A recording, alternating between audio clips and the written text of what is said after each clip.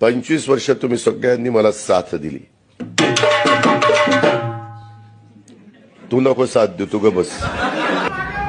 अरे आगे बढ़ो, तुम मेरे पीछे आओ और मेरी घड़ी दबाओ.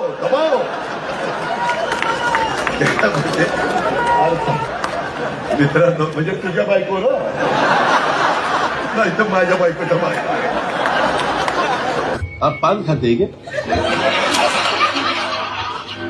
गुटखा कुछ तो खाते हैं.